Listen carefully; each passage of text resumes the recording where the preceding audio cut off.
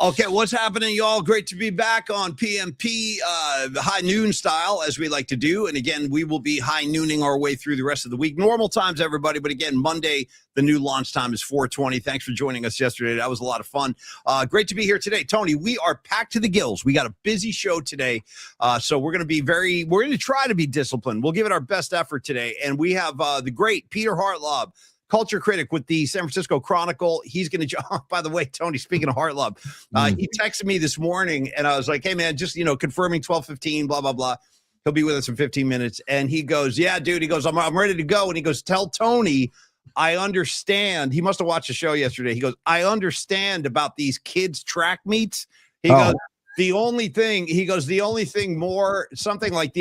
rougher than that is watching like when your kid is in a marching band playing cymbals and you got to just wait like all day to see a couple cymbal crashes and then say like, yeah, I saw it. And then you can go home. So anyway, you can talk track with Hartlaub when he joins us in a few. And then after Peter Hartlaub, we'll clear the decks and we're going to bring in the great Greg Cosell from NFL Films, talk some draft. We'll revisit the Niner picks, see what he thinks about those players, stuff like that. In the meantime, Tony, I just was alerted to some pretty important news we got business. We got business to tend to right out of the gates, baby. So here's what we're going to do. We're going to put up a couple of supers to get the show started, and we celebrate one of our very favorite people today. So, Tony, I'll hand it over to you. Go ahead, kid. Thank you, Paul. It's like you're handing me the baton, speaking of track and field. Or it's like Montana handing Roger Craig a football on 3rd and 1. Stuff like that. Paul. Yeah. Correct. Oh, yeah.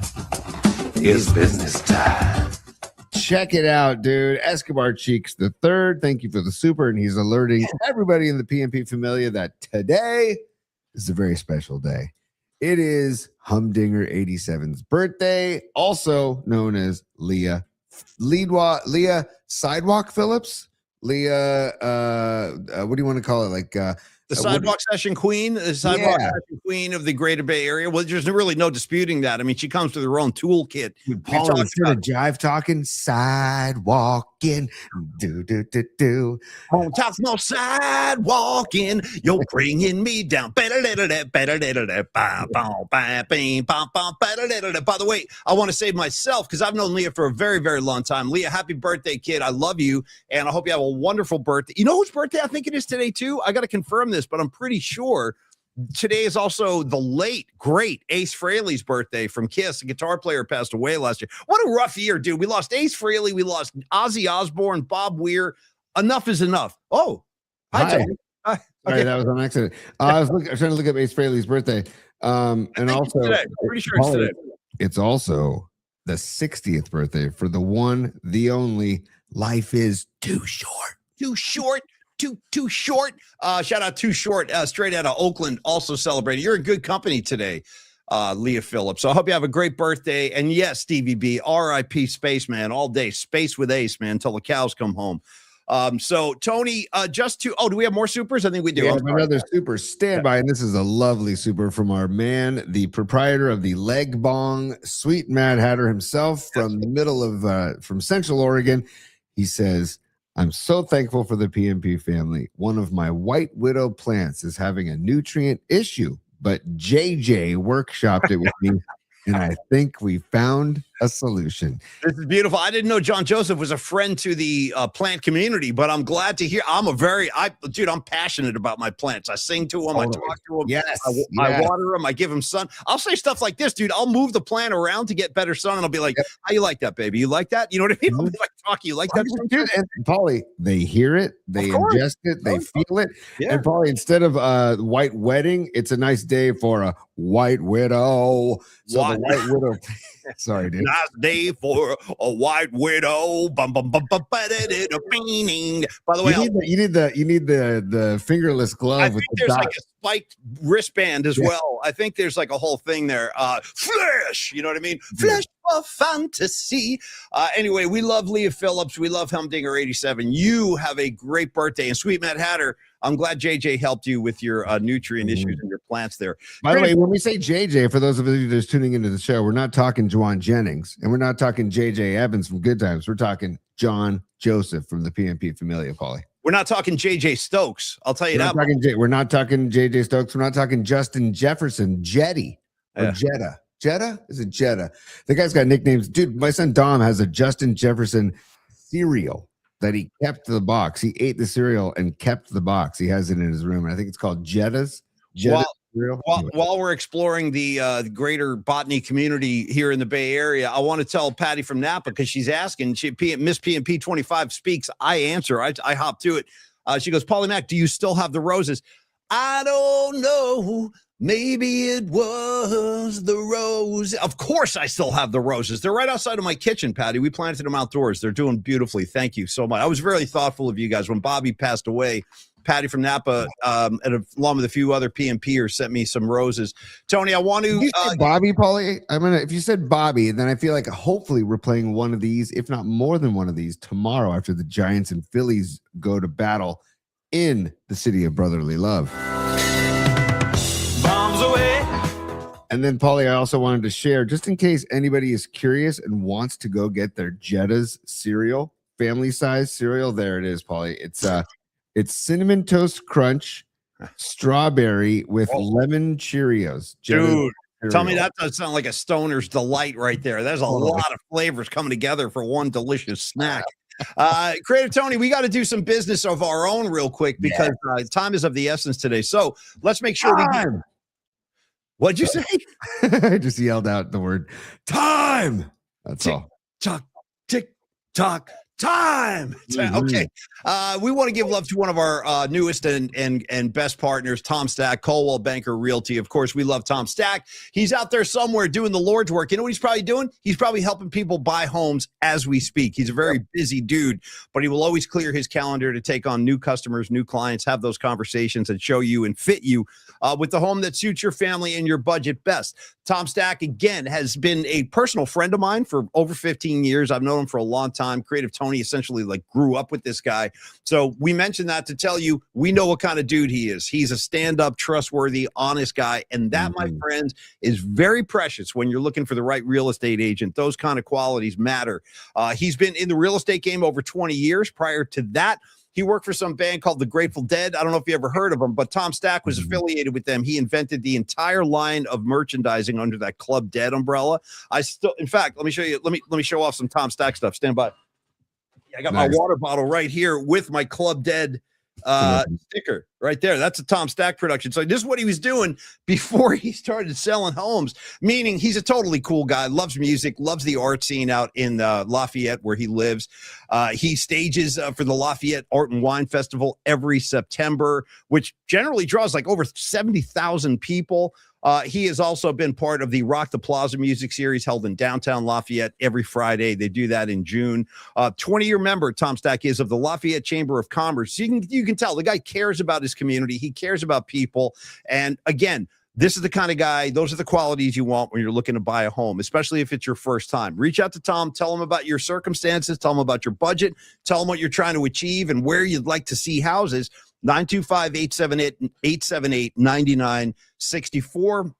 You can always email Tom as well. It's tom.stack@cbnorcal.com. And again, a people person that he is means he's a very easy guy to talk to. And when you need that kind of guidance, you need that kind of assistance, you need to talk to Tom Stack. He's going to treat you like a rock star and, again, get you into the home that best suits all of your needs, meaning your budget, your family size, you got kids, that factors in, all that kind of stuff. So reach out today. Start the process with the best in the biz. His name is Tom Stack, Creative Tony. And we thank Tom for being a great partner and a great friend as well. Thank Tom, love Tom, appreciate Tom, admire Tom, and just the social aura of a Tom Stack, man. Yeah. And it's also Testimonial Tuesday, Paulie. And I wanted to we talk about the La Marinda corridor, Lafayette, Moraga, Orinda. That's his main hub. But he does the greater East Bay. For example, he helped these people out moving from Walnut Creek to Oakland. This is from Katie and Digger in Oakland. They say, Tom helped me facilitate what I thought was going to be what I thought wasn't going to be possible for myself and my fiance. Sell my condo in Walnut Creek and get us into a home in Oakland, all in the span of 3 months. Even better, Tom got us into the neighborhood we wanted to be in from the beginning in Oakland, not neighborhood choice 2, 3, or 4, the neighborhood we wanted. With the current competitiveness in the East Bay market, that's nothing short of impressive. I have only positive things to say about my experiences with working with Tom, starting with my initial purchase of the Walnut Creek condo in 2013. Tom always had a vision, provided excellent guidance, and helped me every step of the way as I went from first-time owner in the Bay Area to first-time seller and then on to first-time single-family home owner. Overall, I strongly recommend Tom for anyone buying, selling in the Oakland and East Bay area. To put it simply, since I started working with him in 2013, Tom has always been invested in what's best for me, the client. For that, I consider him both a friend and my realtor. And that sums it up, man. He wants to be your realtor, but he also wants to be your friend, and he creates relationships. So again, how many of them have them? Totally, Friends, totally. ones you can depend on. Let's be friends. 925-878-9964. 925-878-9964, or email Tom, tom.stack@cbnorcal.com.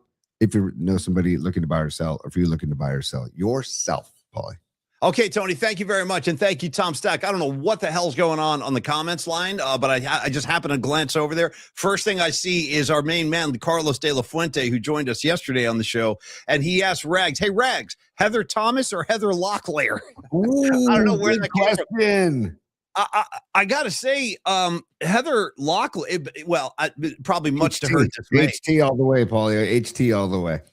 Okay, well, here's the thing. I don't know a whole lot about Heather Thomas, but I do know a lot about Heather Locklear because I read that Motley Crue book called The Dirt. Holy smokes, dude.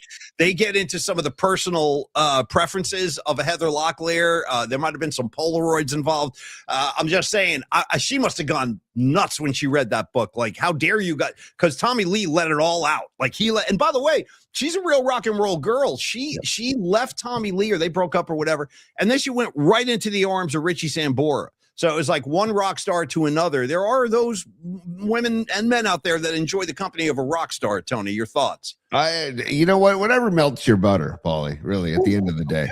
Okay. Whatever floats your boat, whatever melts your butter. I was a fan of Heather Thomas. I actually had the poster on my wall until my mom was like, what are you doing? Yeah. Take that thing down. It was up for like a week. She was in a bikini and she was like flipping her thumb through the bikini. And I remember it was a very famous poster, the thumb in the bikini. You know, in my bedroom in high school, you would find a nice picture of Jamie Lee Curtis. I was a big Jamie Lee Curtis guy. But the difference is like my dad never went into my room unless I was in big trouble. Unless I was really in big trouble, he'd be in there. But generally, he left me alone up there. So because I had a room upstairs, he didn't really venture up there. But I did. I had Jamie Lee. You had Heather Thomas, Jamie Lee. It's different flavors for different folks. That's all. No question. No question. It's wonderful. And, you know, to each their own, Paulie, as we get ready for Peter Hartlaub. By the way, Peter Hartlaub. Do you ever think like somebody ever called him Peter Heartthrob instead of Peter Hartlaub? Great call. That should be the name of his fan club, the Peter Heartthrobs, you know, like the Swifties. So it could be like his own little subculture there. Yeah, dude, I like that. Oh, it's good, man. And I'm also excited for Giants ball in Philly. And by the way, you can get fired as a manager in April now. Like, well, the crazy thing about this too is they're if you haven't heard, Philly just fired their manager, like Tony said. Rob Thompson out. Don Mattingly is the interim until they find a new guy. Maybe he'll win the job. Who knows? We'll see. But keep in mind, this dude they just fired, he won 90 plus games the last 3 years, and he brought them into the playoffs for 4 consecutive years. You're fired. You're fired. Like, I don't know. It must be some internal. Who knows what's going on back there?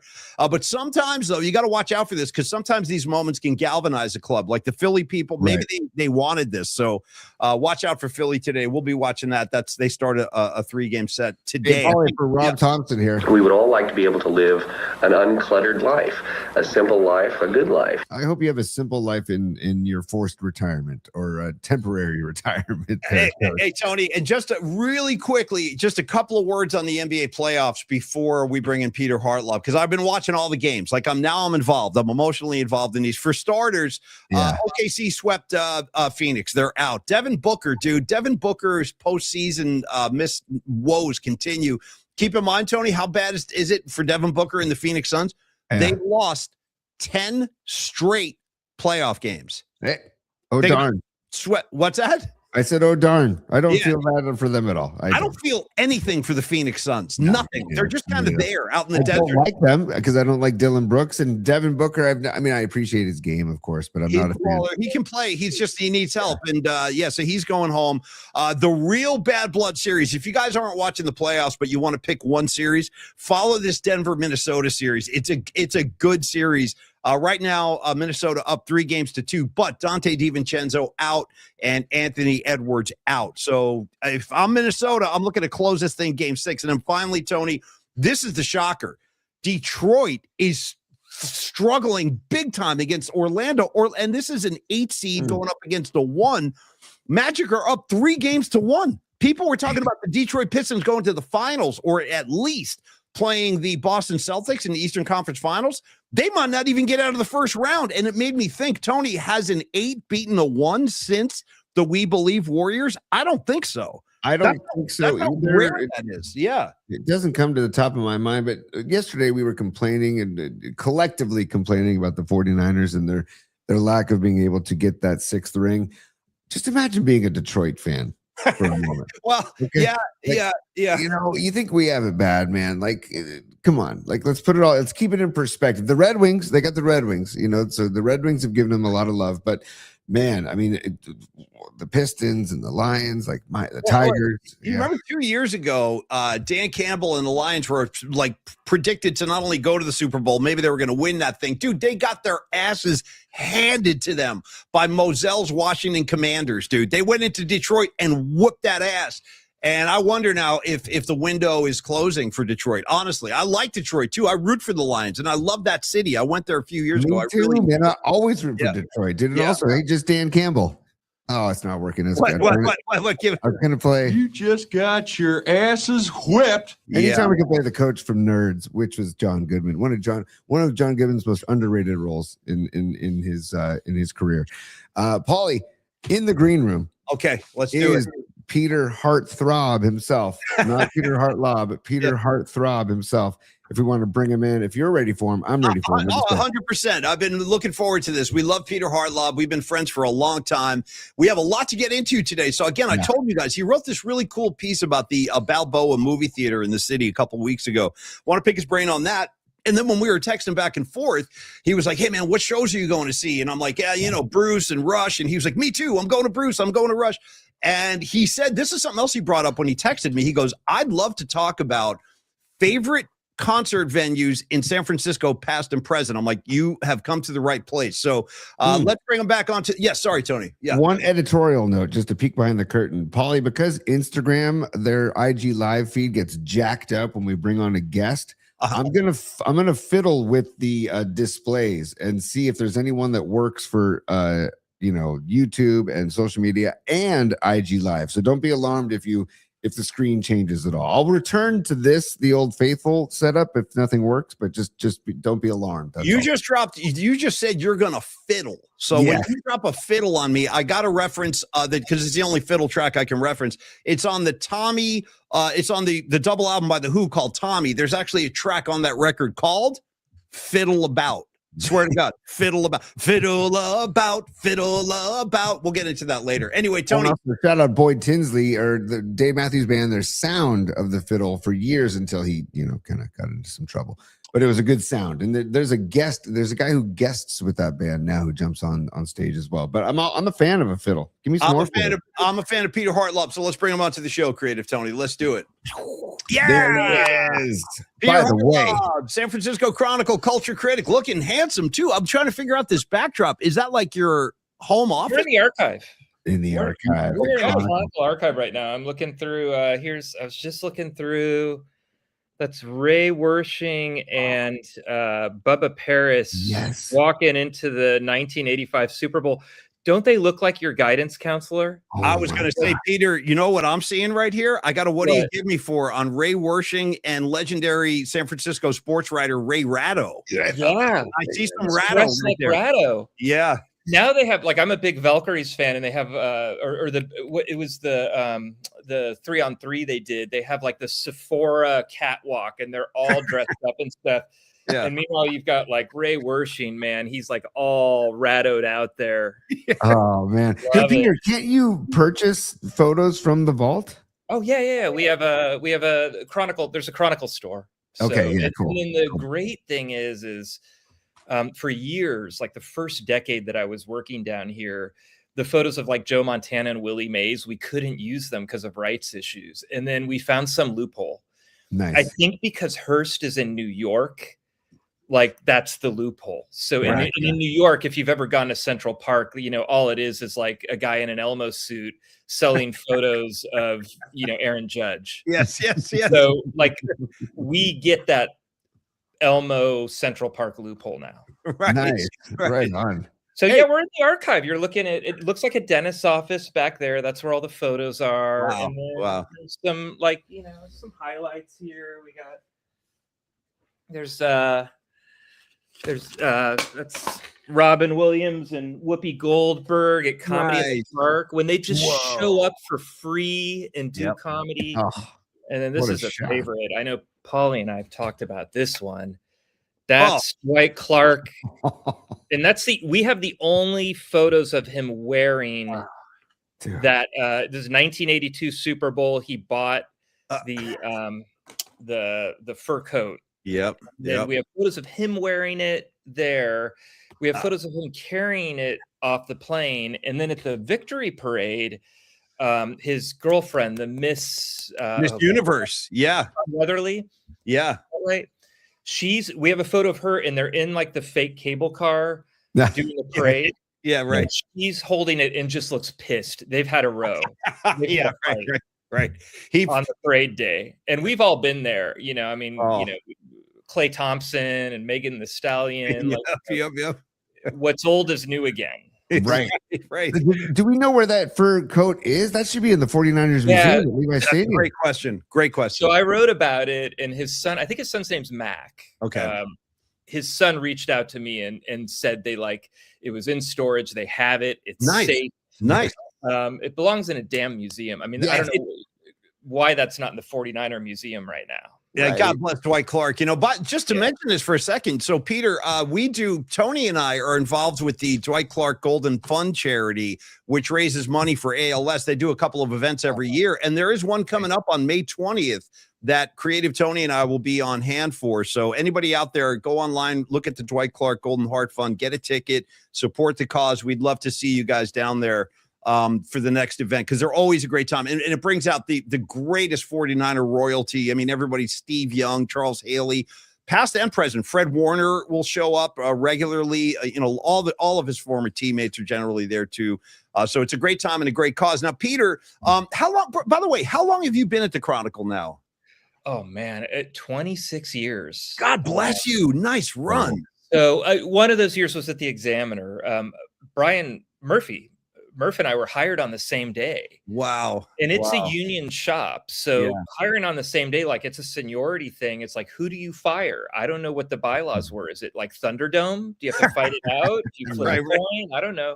Yeah. So Murph and I were hired on the same day. I remember we like met each other in HR, like getting our, you know, whatever. Free t-shirt or whatever. But I've been here 26 years, and I was 2 more years as a paper boy in the 80s. So I've been here longer. I mean, if you include the paperboy years, I've been here longer than I haven't been here. Like, Peter, when you say paperboy, do you really mean like a paper delivery, like throwing the paper, folding the papers, and throwing the papers? Sorry to keep, you know, like, no, come on, like a boomer, like showing photos. Bring it. Come on. You know, no one needs to share the screen. I'm just going to pull stuff off the walls.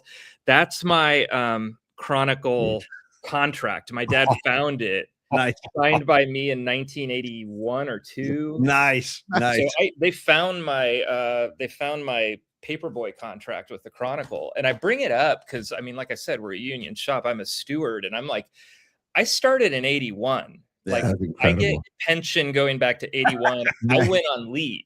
Yeah, right. I came back in 99.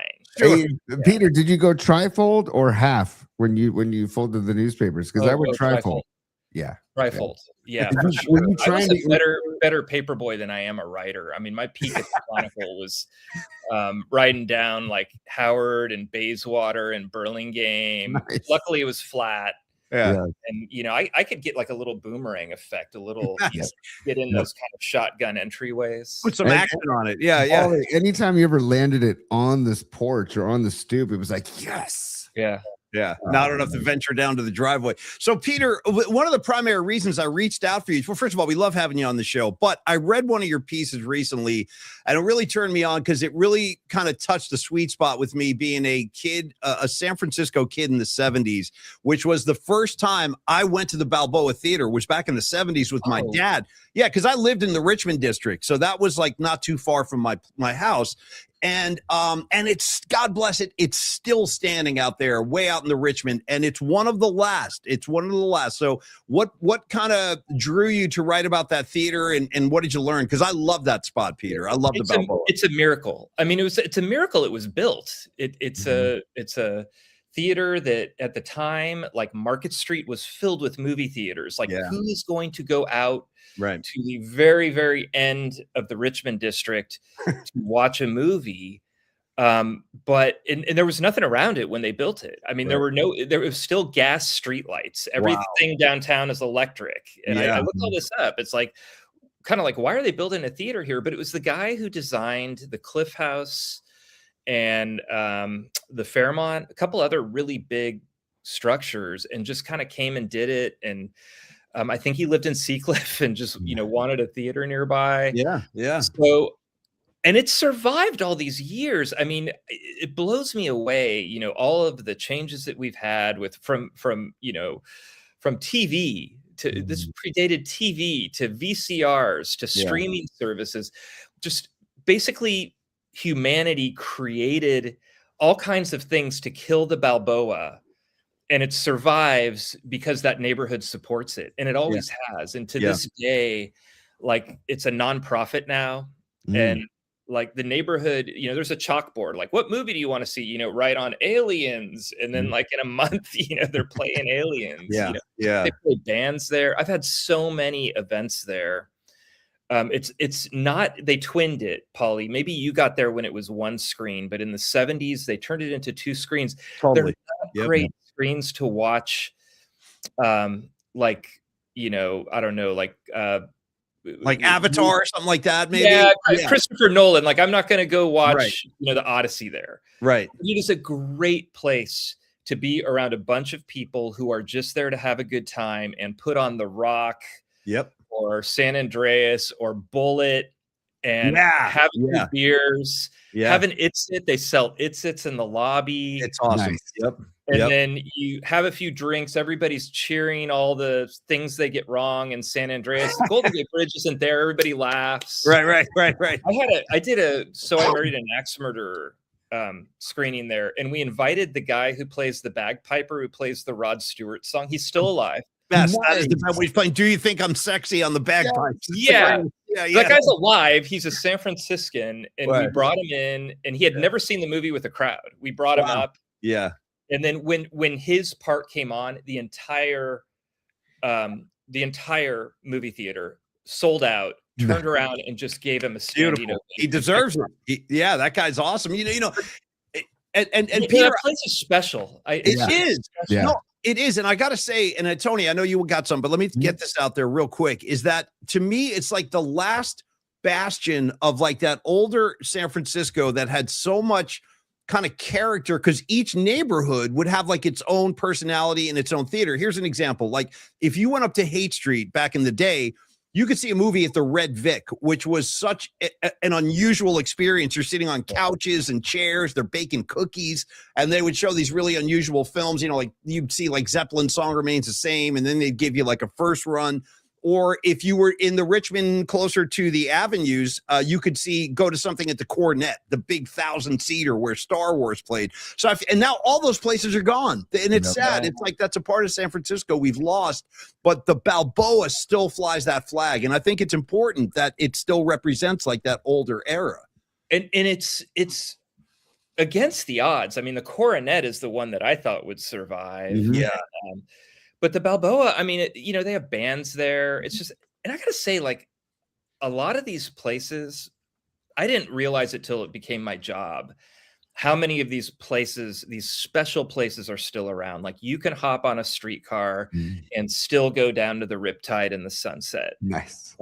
You can visit all of these parks that are still around, and there are movie theaters that are still around all around the Bay Area. Some of them coming back. The New Mission is a really great theater that was dead for decades. They're bringing the park back in Lafayette. I mean, I'm not in La Mirinda much, but I'm rooting for that. The 4-star got an incredible renovation. The horrible second screen, which was the worst screen in the city. Yeah. I mean, it was like smaller than your TV, and you can hear them bringing the dumpsters in and out next to it. I've been in there. Yeah. Store in there. They got a vinyl store right next to the theater that they refurbished. Oh, I didn't know that. Breaking away there, they let us bring all of our bikes in. Nice. So there's so many places in San Francisco. People really focus on what's closing and what's not there. And there's a lot that's still there, more than other cities, I've learned through my job. And then new cool stuff's popping up. So just like, be sad about the stuff that's gone. Villancourt Fountain, RIP, U2 spray painted it. Yeah. But stuff comes back to, there's stuff around. Peter, you know what I love? And I lived in Portland, Oregon for 2 years, around 2008. And the McMiniman brothers, the family up there, owns a lot of property, and they had owned old theaters, but they turned them into, like, they had beer and pizza, and they had a bar.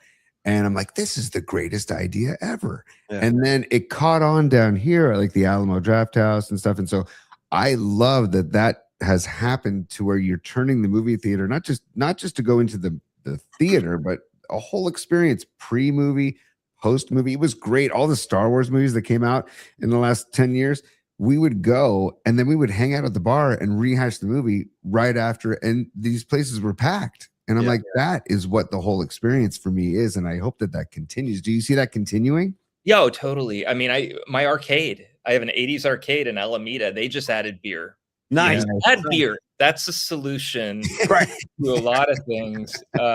No, I think the places that are surviving, like the multiplexes, and I don't care, the corporate multiplexes, I don't care about as much as the Balboa. I want them all to be fine, but like these independent theaters are the ones we really have to support. But like these independent theaters, I mean, the ones that are surviving are getting scrappy. The Grand Lake keeps its prices low, keeps ads out, has an organ player Friday and Saturday nights because they know that's special.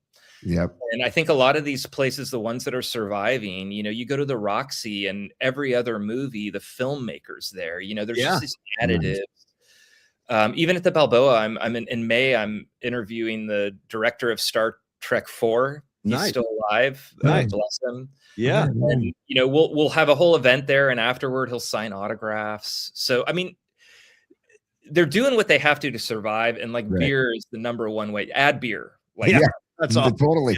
That'll give you 2 more years. Everybody, balboamovies.com is the website for the Balboa Theater, but there's also cinemasfbay.org if anybody wants to make a tax-deductible donation to help these theaters survive. Cinemasfbay.org. My question to you, Peter, Paulie and I have joked around about, but we're actually very serious, but we always say it when we're riffing about the movie Grease, because we both love the movie Grease. Can you rent out the Balboa and then have a Grease screening if we wanted to? Yes. I mean, go and talk to the people who my relationship with the Balboa started. Heather Knight and I rode every Muni bus in one day, and then I remember that. We want to do some events, and our marketing people said, "No, you could," and we said, we want to show a movie, a San Francisco movie. And they're like, yeah, you can go to the Castro, but they'll charge you so much money. You have to charge $20 a ticket to break even. And they're going to charge us $8,000. And then somebody's just like, hey, go to the Balboa and just ask Adam if he'll show the movie. So we show up, and Adam Bergeron, who still, runs the day to day, sat down with us, and we're like, hey, we want to show So I Married an Axe Murderer. And he's just like, great, I'm in. No money. No, if you can bring a crowd in, or even if you just have a good idea that makes them think they're going to bring a crowd in, especially if it's like in the middle of the week when, you're not going to like bump Super Mario Galaxy the day it comes out. Right. Middle of the week's better anyway, because then you can like do your little post gaming at Hockey Haven across the street. Oh, hell yeah, Peter. Nice. Hell yeah. You could show Grease there. Tell them I'll introduce you. Like, tell them. Okay. Yeah, we're, Okay.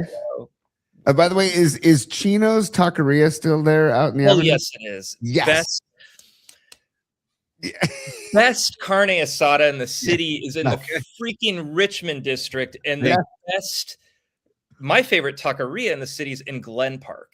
And I know that's sacrilege, but La Corneta in Glen Park is the prawns and the nice chorizo are out of this world. No, Chino's is going strong, and it's the same like 4 guys who have been there since the 80s. Yeah, it's magical. So it's a great spot. I would say this to the audience: like one of the great things about reading Peter and seeing what he publishes through the Chronicle is you get reminded of things about the city and about the Bay Area that we love, and maybe you've forgotten. You move on with your life, and some people move out of the city. So in this case, it could be like, oh yeah, the Balboa, right? What a great spot. But my question is, Peter, when you're looking for new topics to write about or new ideas, have you ever gotten an idea from one of your readers that just emailed you, hey, Peter, why don't you write about, the Cow Palace or whatever? And then have you ever taken a suggestion from like fan mail and then brought it to life in a column? Oh yeah. Yeah. I mean, Right. that's actually becoming that. My goal is to have it be 100%.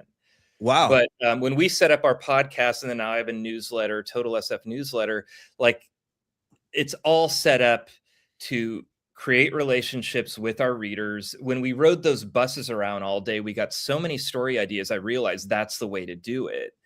So even in the archive here, I've had people give me tips, hey, you should check out the Peter Frampton photos when he did Day on the Green. They're really good. I had a photographer who worked here 30 years ago tell me that. I found them. They're fantastic. Nice. And then it happens that was when Peter Frampton was doing one of his final tours. He's still touring, thankfully. He's got the same affliction that Kruko has. Yeah. But I found these photos, developed them, sent them to his people, and I swear 24 hours later I'm on the phone with Peter Frampton. Nice. Talking to him about Day on the Green, which was super special because it was after his big album that was recorded at Winterland is what launched him. So he's coming back to the Bay Area, for a return with the Coliseum filled with fans. So I get those all the time. I get tips that'll help me in the archive. I get tips all the time with someone's just like, hey, have you been to this park in the Sunset District? Like it's got really interesting history. And I'm doing a punk rock. I found some photos we have of the Def Club and Mabuhay Gardens. Hell yeah. Hell yeah. Temple Beautiful. And yes. find some punk rockers who can help me figure out who's in these photos. And so there's just like a lot of stuff like that it's just kind of almost like crowdsourcing my job. So that's great, dude. I very much look forward to reading the punk rock piece because you're right. There's so much history. There's a lot of punk history in San Francisco, especially on that strip of Broadway where the Mabuhay used to be. And then above that, Peter, was the On Broadway. There were 2 different clubs in that building. Yeah. Mm-hmm. And sometimes they would have multiple shows on the same night. There would be a band downstairs at Mabuhay, and then you could go upstairs, catch somebody at the On Broadway. Then across the street, there was the Stone.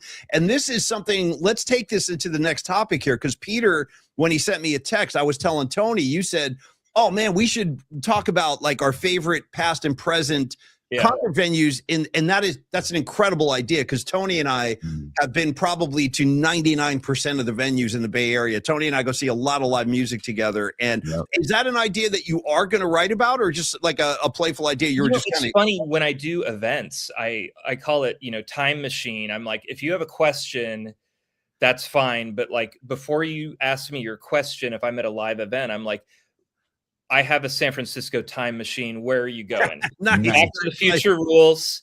Back to the Future rules. You have one, one canister of plutonium. I like that. And you can go to one area and come back. While you're there, you can do what you want. So you can be like, hey, I actually want to, see a show at Winterland and then go to a Steelers game. That's I would go 58 so I can see Willie Mays. Yeah. Well, how about this? Let me counter that, Peter, with this. How about I'll take the time machine back I'll go to New Year's Eve, 1978 to catch the final Winterland show with the Grateful Dead and the Blues Brothers. And then check this out. Yeah. I'll parlay that into going to see a California Golden Seal hockey game. Golden Fields hockey. Don't sleep on them. Yeah, they're out there. They had the A's colors, green and gold. Yeah, 78, and then 78, the Warfield was still a movie theater. Wow. You might get like a midnight showing of like Battle of the Planet of the Apes there. Because it was kind of a grimy grindhouse, like in the end. Yeah. It was kind of before Bill Graham took over, and I think 80 or 81. It was like the grimy grindhouse theater, which is like the coolest thing in 1978. And then there was another venue. Now, this one was before my time. I don't know exactly where this place was, but do you know the venue? It's long gone now, but I see like the Dead used to play there. A lot of bands have played at a place that was called the Kabuki Theater. Do you know about the Kabuki? Yeah, where was that? Not the movie theater. Not the movie. It is the movie. Okay, so the movie theater. There is one big screen there. Yeah, where they had live shows, and then they added the other screens, so they like multiplexed it later. Wow. Okay, so like Journey, I heard I interviewed Neil Schoen, and he was saying that he met Steve Perry because Steve Perry gave him a ride to the Kabuki, where Neil was going to play. Like opening was gonna like Carlos Santana had kind of recognized he was good, so he was going to play with a band that was the opener, and he was just going to like cruise in, and he took Steve Perry there to the Kabuki. Wow. So it is the main screen of the Kabuki. There's a big screen. They'll do like critic screenings there once in a while. Right. And they didn't twin it. They didn't break it up. They still have the big screen there. And that was a really big live music venue up there. Wow. Yeah, man. Yeah, I wish I could have seen something there. How about you, Tony? What's the one, like, what is your favorite venue in the Bay? Let's kick it around the horn. What's your favorite spot, T, to see a show, live music in the Bay? For me, currently right now, it's the Great American Music Hall. That's my favorite room in San Francisco, hands down. And then, Paulie, I used to always tell you, up in the loge in the Warfield, I think is the greatest seat in San Francisco because I love the Warfield. And I don't dislike the Fox in Oakland because it's a beautiful theater, but I feel like a lot of the shows that used to be at the Warfield now play the Fox instead. Right. And I don't mind it because I'll go to the Fox, but it bums me out because there's not a lot of shows at the Warfield anymore, or as many. So that bums me out. But when you talk Winterland, because I talked to my dad about going to see Big Brother and the Holding Company at Winterland, and I'm like, if I could go back in time to Winterland, that would be my number one choice, hands down, because that would be. I've heard so many stories about that place, and I've heard listening to our friend Tom Stack talk about that place. It's like, get me back in time, like you said, the time machine, Peter. My God, and I don't know. Every time I go to Nick's Rockaway in Pacifica, I feel like I'm in a time machine. That's a great spot. That's a great spot. Yeah, you could easily write something about that joint. Oh my God, you've been there, right? I assume, Peter, right? Nick's Rockaway. Yeah, for sure. I love the old, I love the bottom of the hill. Hopefully someone will take that over. I know. Ivy Room in Albany is like a great place to just see a punk show or. Where are you going, Paulie? Where's your time machine taking you? And let's do past and present. What's your favorite venue now? Where are you going? I hate to mirror what Tony said for the sake of being boring and repetitive, but I am very partial to the Warfield. I've spent so many nights in the Warfield seeing great music, and Tony's not wrong. I mean, when you're up in the balcony at the Warfield, you're kind of looking straight down at the stage. Every seat is even if you're in the last row, it's still a great seat. It's a relatively small room. And then for my time machine, it's like Tony said, I would kill to have seen anything at the Winterland. And I can remember it, Peter, when I was a little kid. So I lived in the city in the 70s when I was a little kid. And it wasn't far from my place in the Richmond. I can remember being in the car with my parents and looking and seeing the big white building. You could see it was still standing. And I remember my parents would say, Jimi Hendrix played there, and Led Zeppelin played, because my parents are pretty cool. And they were like, Jimmy played there. So it always had this mythical kind of vibe to me. And then growing up and becoming a Deadhead, and you find all these incredible nights that the Dead played there. So I would have done anything to have experienced that. And Peter, I actually have a memory of being I was in 5th grade, and the night that the Grateful Dead closed the Winterland, they actually broadcast that on PBS locally. The concert was on TV, and it was also on the radio at the same time. So I remember watching the Blues Brothers in my house do the warm-up set before the Dead came on. And I remember asking my parents, I was like 10 years old. I'm like, who's the Grateful Dead? What are they going to do? What time do they start? And my parents were like, oh, no. You're going to be in bed when the Grateful Dead comes on stage. Don't even worry about that. I would choose the Winterland ultimately because of the history. And it's like this mythical place to me. How about you, Peter? If you could go back and revisit any one spot. Yeah. I mean, first of all, there's great spots now. Like I love the Chapel. Yeah, great. I'll go there a couple times a year. I see Chuck Prophet there. I think he plays there once a year. I always catch that show. And Converted Mortuary. It was kind of where if you were kind of wanted a bargain mortuary, you didn't want to pay the downtown prices. You came to the Mission District. Okay. And now it's like, but Mortuary has fantastic acoustics, great disco ball, 500, perfect size, to stand and watch a show. Winterland's the right answer. I mean, I would say like, we have a photo of people waiting in line for the Rolling Stones in 72. So like, and I've found the set list and there's like Exile from Main Street stuff on it that hasn't been released yet. Ooh, nice. Yeah. That's a big one. But I gotta say, like more and more, I think of clubs like the Stone. Yeah. Mm-hmm. And I'll do research and find like Metallica, their first gig with Kirk Hammett was at the Stone, and it was like a really big show. Mother Love Bone played the Stone, and then when Pearl Jam was still Mookie Blaylock, they played the Stone. Yeah, it's like all these kind of, and it makes me, when I see those kinds of stories, it makes me think that whoever was booking that place was just rock solid. Like there are certain places like Great American Music Hall has always had legendary booking. I think the Chapel does really well. Bottom of the Hill, I mean, off the charts, the amount of great bands who played there when they were coming up. And I think Stone was a place like that. Totally. Yeah.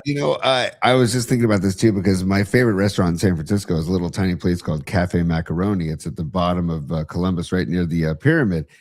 Great family-owned. Mario and Stephanie, they've owned it for 30 years. Tiny little place, but they have the original sign from the original Purple Onion on the ceiling of their restaurant. And I always think, God, could you imagine going back into your time machine, Peter, and seeing like Richard Pryor?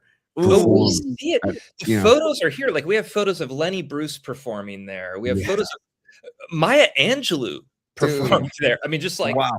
The comedians who came through there, it's just amazing. The Purple Onion, and then right next to it, there was another Hungry Eye. Yeah.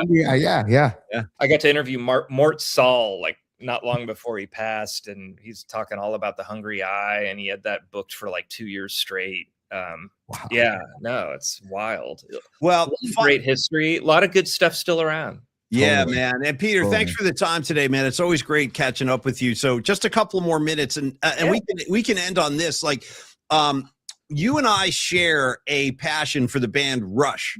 And we have talked Rush over the years, and I think it's safe to say, like myself being a longtime Rush fan, you're one as well. I never expected to have an opportunity to see a Rush gig again. The fact that they are gearing up for like this massive tour with a new drummer and a new keyboard player who's a Bay Area guy. Tony and I interviewed him about a month ago. His name is Lauren Gold. I love it. He's an incredibly cool guy. He's a monster Bay Area sports fan. So when he gigs in the Bay Area, he'll always throw on a Bay Area sports jersey. Like I've seen him wear a Steph Curry jersey. He's worn a Steve Young jersey. And I say this because his previous gig was playing keyboards with The Who. So he played with The Who for 15 years. Now he's moving on to the Rush gig. So we talked to him. It's really exciting. And you mentioned— I saw that. I was so excited because I was kind of like, I'm fine with the drummer. It's a blessing that they're coming back. Like, and they seem so great with her and introducing her. She's incredibly talented. They're honoring Neil Peart while bringing her in. The thing that threw me off wasn't the new drummer. It was like, oh wait, Rush is a trio. You're bringing in another guy. So I was kind of low grade cranky about that. I hear you. No, and then I saw the interview and I'm like, love the guy. I mean, You know, it's hard not to love this guy, right? He's so humble and he's such a good guy. And he's Bay Area centric.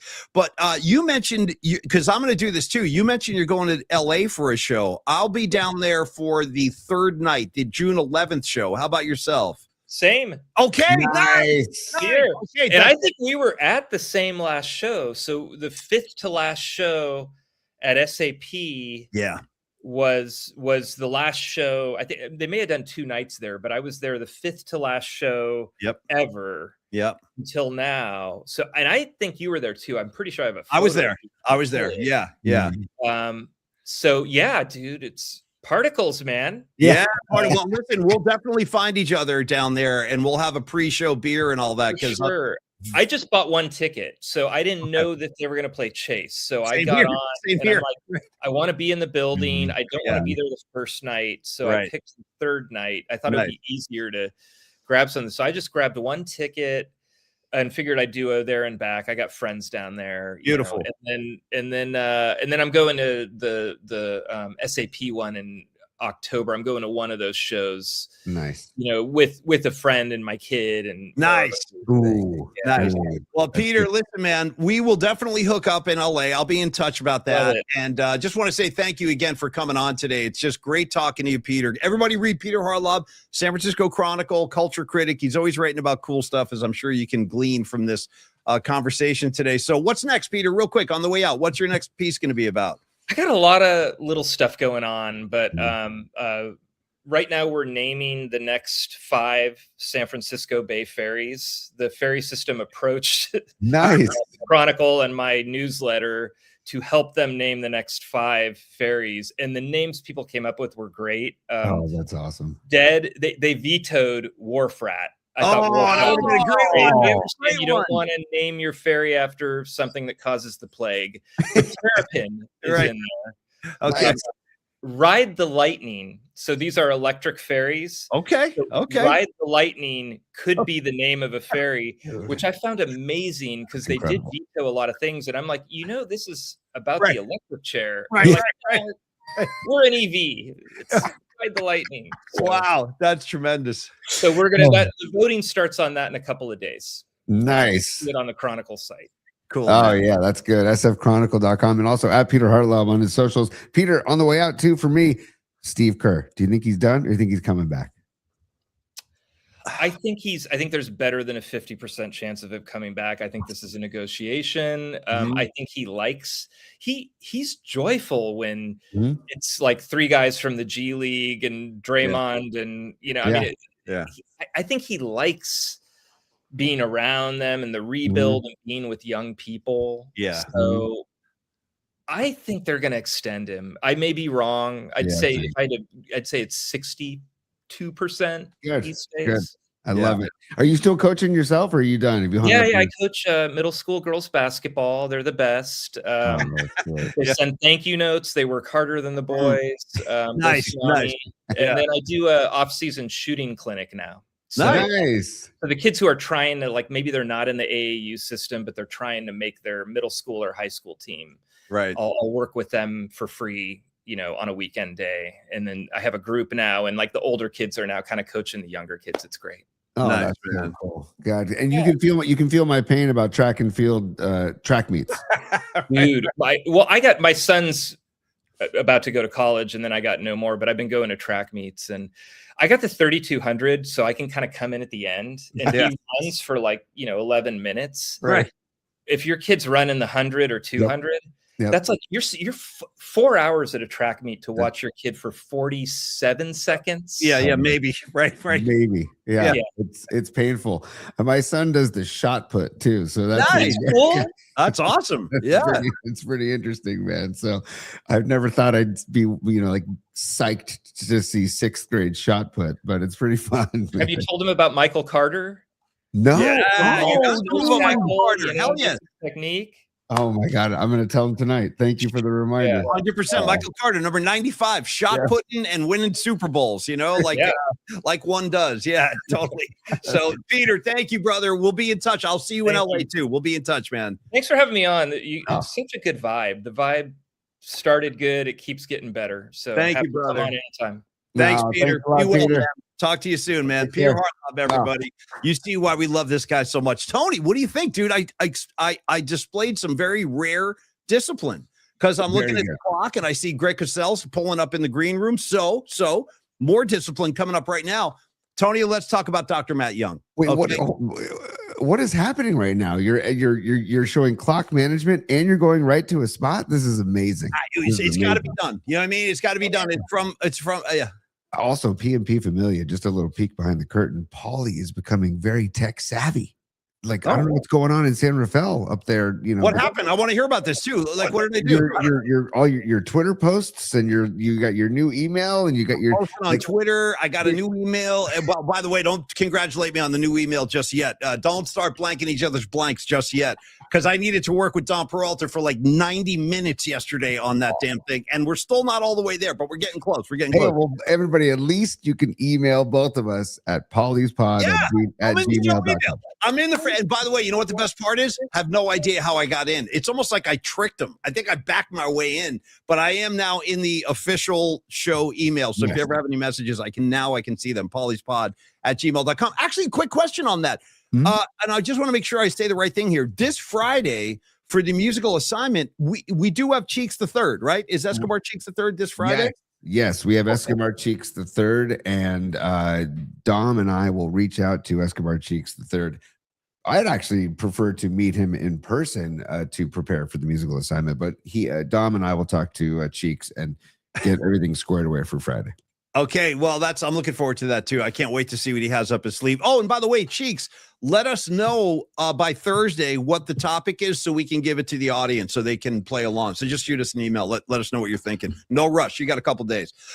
Dr. Matt Young, the official dentist of the PMP, not only the PMP show, but the PMP community. Maybe we'll turn Peter Hartlaub on to Dr. Matt Young. He could write a piece about the good looks and the good vibes of Young Dental and their entire office. I was trading emails with, trading texts with Dr. Young just a couple of days ago. His son's playing freshman ball out there at SI. He's part of that Wildcat greater community. Tony, I like to drop it myself. Go Cats, get them Cats. I'll give you one of those. Yeah, speaking of SI baseball, big tilt against the Sarah Padres today and Friday. Today, Sarah SI varsity at SI, and then Friday at Sarah, back-to-back, Tuesday, Friday. SI tied for second place in the WCAL. St. Francis, the powerhouse. St. Francis only has one loss, and that is to SI, by the way. Without a big thing, just real quick, where does Sarah factor? I know all about Sarah, Tom Brady, Barry Bonds, et cetera. How do they factor into the SI rivalry kind of like pecking order? There's definitely a rivalry there. There's definitely a dislike, I should say, but a respectful dislike, I would hope to say. But Sarah's always been an athletic powerhouse, so it's like when you can get a win down at Sarah, it's a big one. Like because they're go ahead and beat Sarah. No disrespect to any of you. What are they? No. It's all fun and games. And my cousin's son Leo, I think, is pitching on Friday. So go Cats, get them Cats, go get them Cats. Okay, very nice. Anyway, Dr. Matt Young is out there waiting for you. He can service the Wildcats too, Tony. He can get the Cats if you want to bring in the kids for a cleaning, because Dr. Young handles all that stuff. Comprehensive dental care across the board, cleanings, fillings, implants, orthodontics, emergency care, veneers. The great team and the great staff is always accommodating, always friendly. I guarantee you will never have a bad experience with the staff down at Dr. Young's office. And he specializes in implant surgery and implant restorations. It's funny, I see TV ads for some dental service where they're talking about implants and restoration. I'm like, you guys got nothing on Dr. Young. You can run all the TV ads you want. You're never going to be what Dr. Young is going to be. Why? Because Dr. Young is the president of the American Academy of Implant Dentistry. All you got to do is check out the literally thousands of positive reviews on Google and on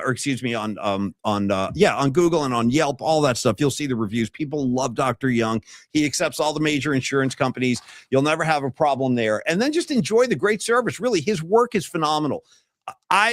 Final word on Dr. Young. I was like the most uptight patient of all time. Now when I go see Dr. Young, I'm totally cool. I'm totally at ease. He brings in the headphones. I'm chilling. If he does a big procedure on me, I request the gas. That's my personal preference. He can accommodate that. So get on down there. Make your appointment today with Dr. Matt Young, pardon me, take two, 415-392-8611, 392-8611, 490 Post Street, Creative Tony. Last thing, he's 25 years in the business. He's the guy. Dr. Matt Young, we thank you. We admire you. We love you. Well said, Paulie. And with that, Paulie, I think we need to go back to the green room because Greg Cosell has entered the green room of NFL Film.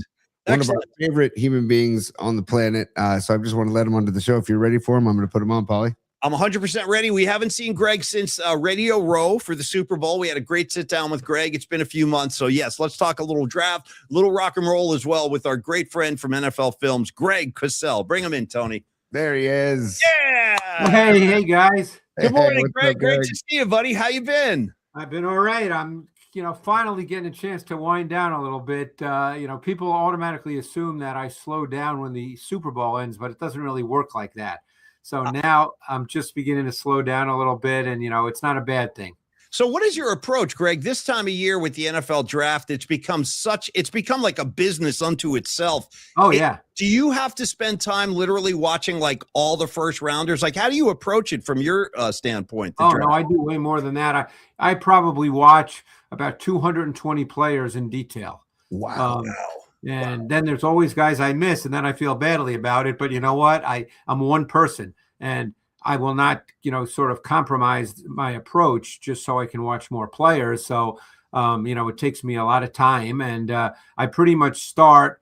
I would say I get to start around mid-January when there's fewer NFL games, because then I can get through the NFL games for my matchup show by, middle of Wednesday, let's say. So then I can start watching college players. But then, of course, I go to the Super Bowl, as you know, because that's where we talked. Yeah. And then when I come back from the Super Bowl, I pretty much start diving in to college players. And that's all I've been doing basically since then. And, now I can kind of settle down a little bit. Well, I want to get a couple of rock and roll questions in, but we'll save that to the end.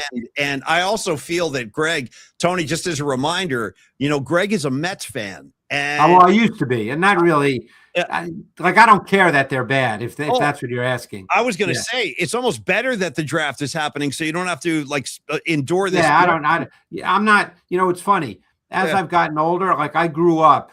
That was a long time ago, but I grew up because I grew up in Queens in New York, so I was a huge New York Mets fan. I was a huge New York Knicks fan, and I grew up 10 minutes from St. John's University, and that was before the Big East. So I basically grew up as a huge St. John's basketball fan. Yeah. And that's been revitalized a little with Rick Pitino being there, and they've been good. So I was watching them, but it's not the same as when I grew up. I don't live and die with the Mets or the Knicks or, to be honest with you, I don't really care. I mean, I always check the baseball scores, and I always check the basketball scores. Grew up a sports guy. I'm still a sports guy, but there's not a passion within me about it. Well, you might appreciate this, Greg, and I don't know if you know this, but out here in the Bay Area, Chris Mullin has been part of the Warriors broadcast crew for a couple of decades now. He does the pre and post game every night, and he's a good Brooklyn boy. And Yeah, I'm glad you said that, because he was my favorite player. That's when I ended sort of my St. John's passionate allegiance after Chris Mullin, who I've never met, and he was just my guy. And of course he got drafted by the Warriors, and went through his issue, and is recovering and the whole deal, and is doing great. But he was my guy, and loved him at St. John's, and followed him really closely with the Warriors with what was it, TMC? Was that what it was? Run TMC. Yeah. And so followed all that with Don Nelson and the whole deal. And in fact, I think Mitch Richmond was one of his assistants when he was the head coach at St. John's. Totally. So but no, I never met Chris Mullin, but it was always something that I was hoping our paths would cross, but they never did. They may someday, because he's still out here, and he's a great guy. Chris is such a great stand-up, old-school guy. But, Greg, did you know that he was actually the first guy that Mike Krzyzewski wanted to turn Duke around back when Krzyzewski got the job at Duke, and those first couple of years at Duke were bad. Yeah. And he needed sort of the guy to turn it around. Yeah. And Chris Mullin was the guy he really wanted. And, obviously Chris didn't, wanted to stay in New York because he was Xavier in high school in Brooklyn. And, as we all know, went to St. John's and was, I think, an All-American beginning as a freshman. Yep. Yeah, that's right. And that was you hit the nail on the head. Chris did not want to leave New York ultimately. And the idea of playing at the Madison Square Garden, he said this. He goes, that was too big for me to turn up. I wanted to play at the Garden. Yeah. So, Greg, with this draft that's just gone by, let me ask you this. You know, a lot of people have said, or at least, I mean, there's a lot of voices saying a lot of things right now, but Tony and I are very kind of casual with this. We don't get into the nooks and crannies like that's a bad draft, that's a good draft, but a lot I don't do that either. Right. But when you look at the players the Niners selected, any surprises there for you? Well, Well, just let me give you a little preface to what you're asking. Okay. All I do is I love the process of evaluating players. Yeah. That's what I do. I don't get, because I don't know what teams' draft boards look like, and no one does. Right. I don't get caught up in they made a bad pick, they made a good pick, they reached for that guy, they didn't reach for that guy, they could have drafted that guy later. They did. Those are questions I have no idea what the answer is. It seems that a lot of people do, but there's no way they can. Yeah. But yet it makes for fun conversation. So the only thing I would say about the Niners' first pick, you know, which everybody, of course, has apparently has a problem with, is I was surprised that they took a wide receiver. That would be my only surprise. I will tell you, because I did Deshaun Stribling in detail, that I really liked the player's tape. Now, having said that, I don't think about where he should be drafted. That's not the way I think. I just love evaluating players. So I don't, when I finish evaluating a player, I don't say, well, I think that guy's a second-round pick. I think that guy's a third-round pick. I don't work for a team, so I don't have to do that. So I don't even think like that, which is why I don't do mock drafts, because to me, they're totally irrelevant. And I don't, and I don't make lists, because players at the same position can be totally different. And therefore, see, I think of it when I watch guys, how they're going to be deployed in the NFL. So to me, you can't look at, you know, a 5'9" receiver and a 6'3" receiver and make a list, because they're not going to be deployed in the same way in the NFL. So to me, that's not really the way I think about doing this. I'm thinking about the projection and transition to the next level. Cool. Right. And then, Greg, let's spend a second on Stribling, because I'm like you. To be honest, I didn't see a lot of Ole Miss football, but I've seen the highlight reel on this guy. He looks big. He looks strong. He looks very fast. But tell us about the tape you've seen on Stribling and what kind of receiver he is. Yeah, so I watched him this past year at Ole Miss, okay? He's got great speed and great size. So he's got that size-speed profile that not many have, that are 6'2" and an eighth. He ran a 4.36 40, and that shows up on tape. He runs by people. He ran by people in the SEC, which obviously is the best conference in the country. So there were certain things I didn't see on tape. I didn't see him work the middle of the field very much, but that was a function of the Ole Miss offense. So I didn't know whether he could do it or not do it. So because I really liked what I did see on tape, what I said to myself, guys, is I said, you know what? He was at Oklahoma State the year before and actually had a really good season. I think he caught 57 balls at Oklahoma State the year before in 2024. So I said, you know what? I'm going to run through all his pass targets from Oklahoma State to see if he worked the middle of the field more at Oklahoma State, you know, to see if he ran different kinds of routes. And sure enough, he did. He really worked the middle of the field quite a bit at Oklahoma State in 2024. So for me, that enhanced his transition and projection to the league. And therefore, I thought of him as a really good prospect. Now, having said that, I don't compare. Like, I don't say, well, where does he rank now in terms of this guy, and this guy? I just think to myself, this guy's a really good prospect, and it wouldn't surprise me if he's a reasonably high draft choice. That's the way I think about it. I don't put him in, well, I think he'll be drafted between 30 and 50. That's not relevant to me. Right. Great to your point about the draft picks versus the consensus. Well, I think about the consensus is like, who knows what the Niners' needs are presently or in the next couple of years, and what their schemes are and everything, and game That's planning. The thing. The consensus is right. Is again, and I'm look. We all have a ton of fun with mock drafts, and there's no question that it's a hey, look. The NFL has become 24/7, 365, and it's great for everybody. I'm not knocking that at all. It's just in my world and the work I do, spending time doing a mock draft is not the best use of my time. I'm not really interested in that. And everybody has a different mock, and if you talk to teams, they're not going to tell you the truth anyway. They're not going to tell you what their draft board looks like. So you don't really know. Even if you feel like you know somebody well, they might tell you that they like certain players, but they're not going to tell you who they're going to draft or anything like that. Believe me, I have conversations with coaches, and they, depending on the position, we walk through some players, and, they tell me what their thoughts are, but I would never even think to ask them, about who they're going to draft or what their draft board looks like, because I think that's stepping over the line. I don't think that's the right thing to do. So to me, there is no such thing as a consensus, and I'm just being honest. Because you don't know what teams' draft boards look like. Right. And the bottom line is, just because, and I know this because I do radio out there, as you guys know, because the 49ers are being ripped, and therefore I'm being ripped because I like Stribling, but that's not really relevant, Right. They obviously had him rated highly. Yes. Let's wait and see what happens. I really like the player on tape. Yes. Speaking on tape, Greg, just one more question about Stribling. I keep hearing about his yak skills and also his blocking skills. Did you see that come across? Yeah, he's a very, very good blocker, which, by the way, for the Niners, that does matter. Yes. There's teams where they feel like they can teach wide receivers to do enough blocking, but I think for the Niners, in the way they run offense, that's important. And he was a very good blocker. And you're dealing with a guy, don't forget, they run a ton of in-breaking routes, and he has tremendous breakaway run after catch speed when he has space to open his stride. He can run away from the defense. Nice. I mean, you're dealing, like I said, with a big guy that runs fast. So, all I can tell you is I like his tape. The surprise to me was they drafted a wideout, not who they drafted. That was the surprise to me. I got you. No, that's cool. Tony, anything else for Greg? Oh, well, I've got plenty. Go ahead. Go ahead. This isn't a draft pick. This is an undrafted free agent they picked up from Indiana. This kid Kamara that I keep. Yeah, I don't. To be honest, I didn't watch him. Okay, and I can't. You got Paulie Mack knows me well enough to know from years I don't talk about stuff that I don't know about, and I'm fine saying I don't know. Yeah. I know a lot of people might be uncomfortable with that. I'm okay saying I don't know. I didn't watch Kamara. I don't know.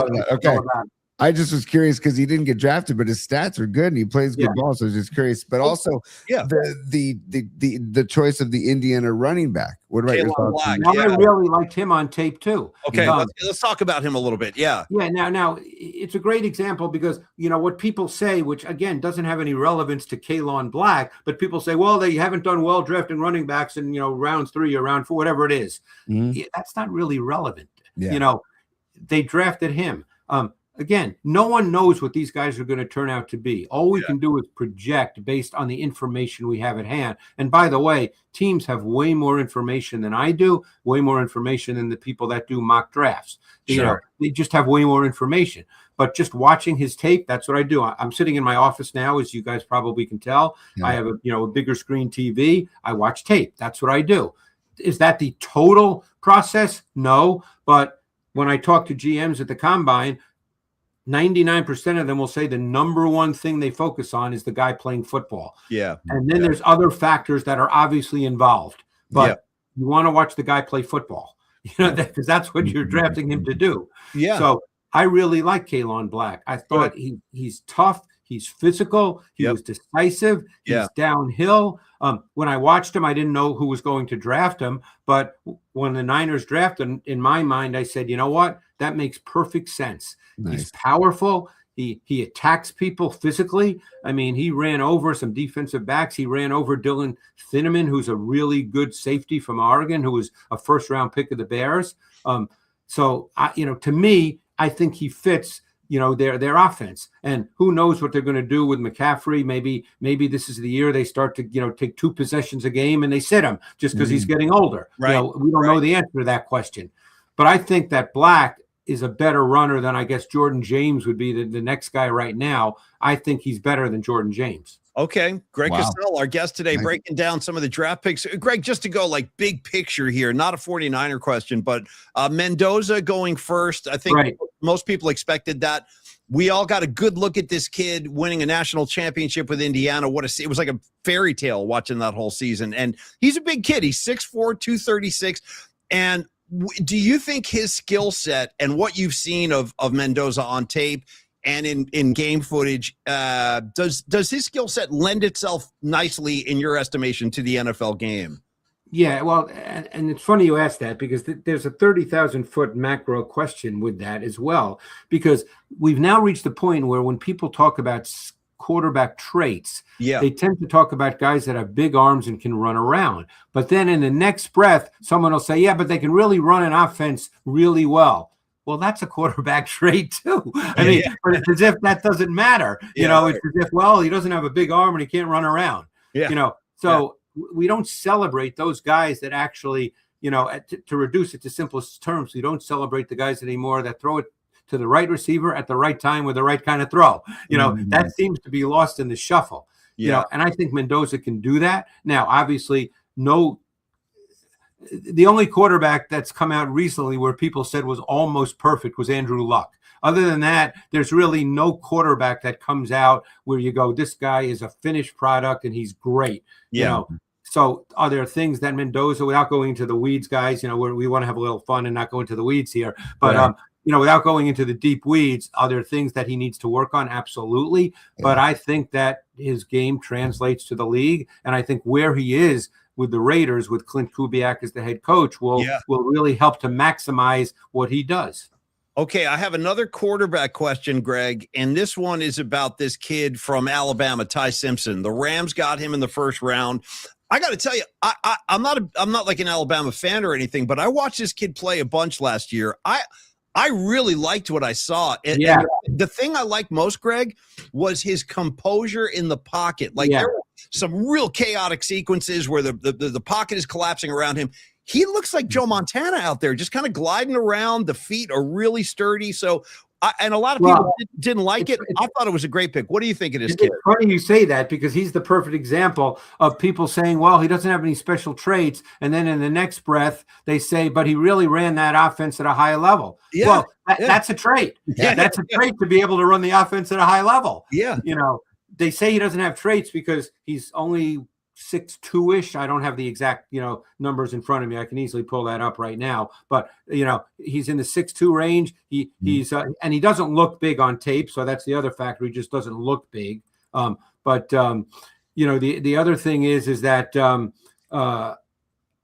you know, well, he's 6'1" and 1/8, so he's 6'1". Okay. So while he has mobility, he's not going to make his living in the league by running around. You know, he's not going to be Josh Allen or Patrick Mahomes or, you know, Lamar, who in his prime is the best at it. He's not going to be that guy. So he's a shorter quarterback, good arm, but not a gun by any means. What I always say in my notes is I say plus arm, but not a gun. So therefore, he's viewed as, well, he doesn't have any special traits. But like I said, then in the next breath, people say, but man, did he run that offense at a high level? You know, and I'm thinking to myself, well, you know, that's kind of what, you know, coaches work 15, 16 hours a day so that the quarterback can run the offense at a high level. And that's kind of a trait, you know. No, he struggled a bit at the end of the season, and there were reasons he struggled, again, without going deep into it. But so because he only played 14 or 15 games, there is a little bit of a concern that you're uncertain as to, you know, what he'll be early on. But of course, in an ideal world, he's not going to play this year anyway.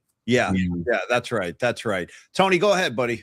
Well, Greg, we've talked on this show leading up to the draft about the Niners' needs at O-line. And will they address O-line? And they did. They drafted a couple of O-linemen. And do you know anything about those two kids? I didn't see the kid from Washington, but I actually saw the kid from Kansas, believe it or not, Enrique Cruz, and I liked him a lot. Nice. Now again, where he was drafted he's probably not a starter. I mean, look, McKivitz is still there. Obviously, they just re-signed Trent Williams. So Enrique Cruz, who played right tackle at Kansas, is certainly not going to start ahead of McKivitz. He's kind of entrenched. I think they paid him a year or so ago, so he's the right tackle. And when you drafted, I think it was the 6th round, if I'm not mistaken, for Cruz, right around there. Sounds like it. Yeah. Obviously, you're not drafting him to be a starter, but I think there's an awful lot there with Enrique Cruz, and it would not surprise me if down the road he can be an NFL starting right tackle. Nice. That's great. That's great to hear. One more thing on the O-line, existing O-lineman that they drafted last year, I think in the 6th or 7th round from Iowa, this kid, Connor Colby. Yeah. I've heard Lynch talk highly about him coming into his second year. and I don't know if you've been able to. Yeah, he got off to a really good start when he had to play, because obviously he didn't start the season. Mm-hmm. Then he came in, played really well, and then his play tailed off. Yeah. So the question is, and they have a really good O-line coach in Chris Foster. I certainly don't know what he thinks of him. So the question is, did he tail off because, hey, he just needs more experience and, it all became a little overwhelming? Or did he tail off because he's not good enough to be a starter because he was not a high pick? I can't answer that question. Right. But the point is, the left guard position is probably somewhat up for grabs right now, I would imagine.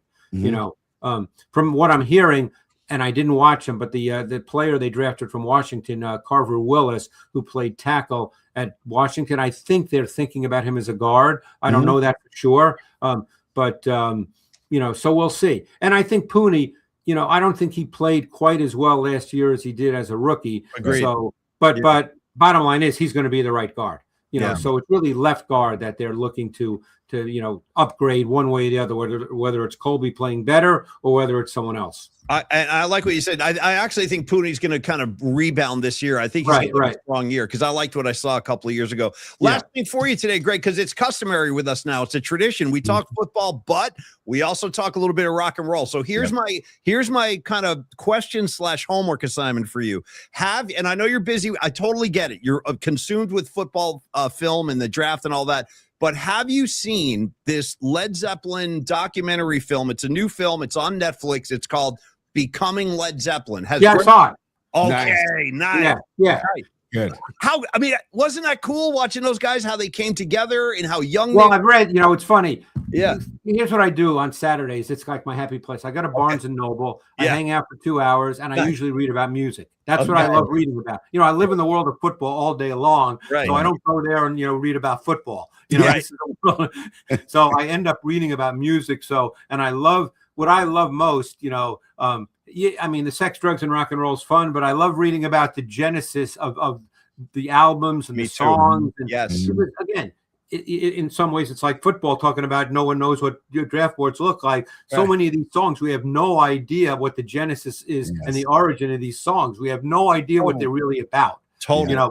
We make these assumptions, which, by the way, is great. That's the fun part of it too, is you hear the lyrics and you go like, what are they talking about? Right. And then there's some groups where the lyrics don't even seem to matter because the sound's just so cool.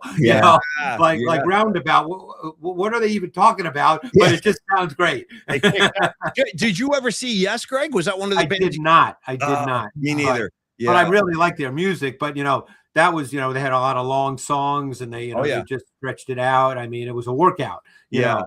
But a lot of the lyrics, it's like, I don't really care what they're talking about. It just sounds great. No, that works for me too. You don't always have to know what's going on subject matter wise, as long as sometimes you really do want to know, depending on what, the lyrics are, some songs, it's blatantly clear. You hear it. Like, there's songs like To This Day. It's an old song, so people have probably studied it in detail, and they generally know what it's about. But I remember in the early years when American Pie came out, no one had any clue what the hell American Pie was about. Yeah, and then, about Buddy Holly, right? The initial part, the music guy, and was it the Big Bopper and Richie Valens? I think all that. All those people unfortunately passed away around the same time. But the lyrics go off into many different tangents. The good old boys are drinking whiskey and rye.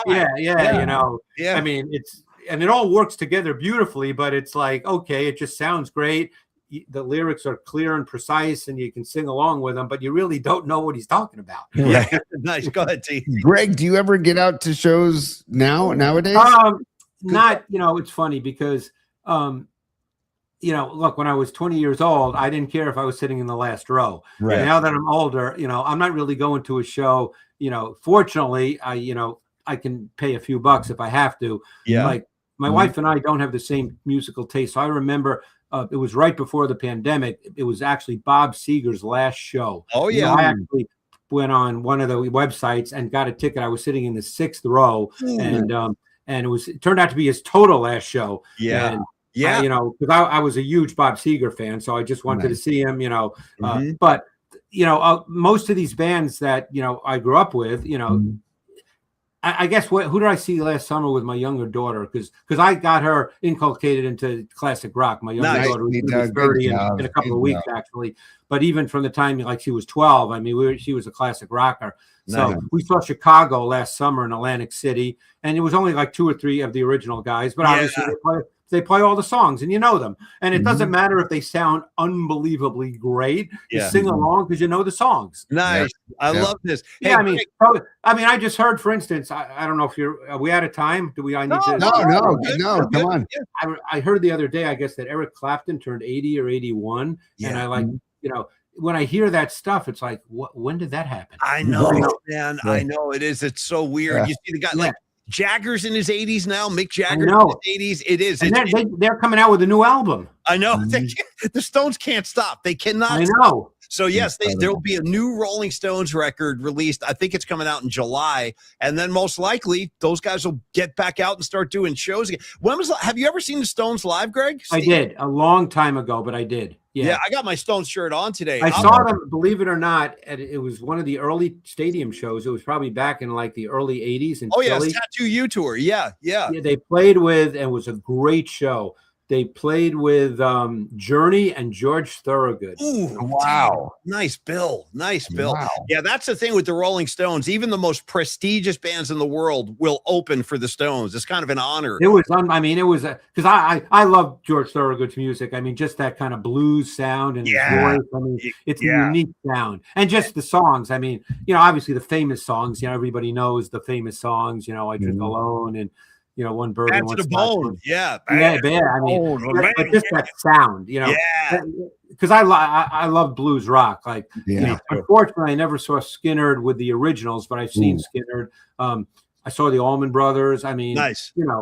I just love that, that Southern rock sound. Me too. There's so many of those bands that, weren't as big, but they were great, like the Outlaws, Molly Hatchet. That's a great Molly Hatchet. Nice. And what about Petty? Were you a Tom Petty fan? I like Petty a lot. Yeah, me too. I mean, did you ever see Petty live? I don't think so. Because he didn't. I saw Fleetwood Mac after Petty died, and Mike Campbell was playing. Fleetwood Mac.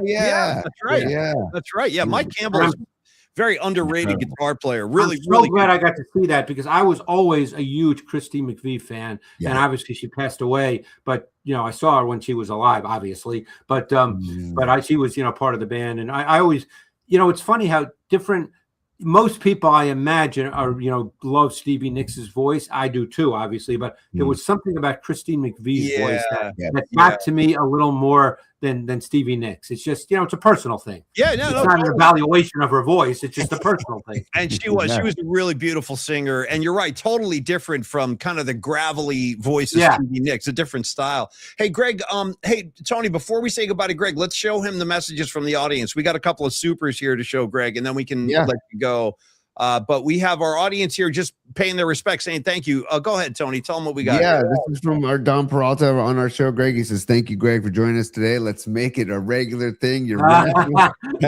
He says, your rational and well-studied perspective is such a calm and refreshing look at more than football, but music and life. PMP loves you. So thank you, Don. For it's funny you say that. And believe me, I'm not right. Evaluating players, at its core, with all the metrics and all that stuff, it's still human beings evaluating human beings. That's it. And you know what? As people point out on Twitter, when I'm wrong on a guy, they point it out and they rip me and tell me I'm an idiot. And that's just the world in which we live now. Yes, and you know what? I'm not one of those people. I sit in my office. I love what I do. Yeah. Am I going to be right on every player? Of course not. No one is. That's it. That's just the way of the world. No.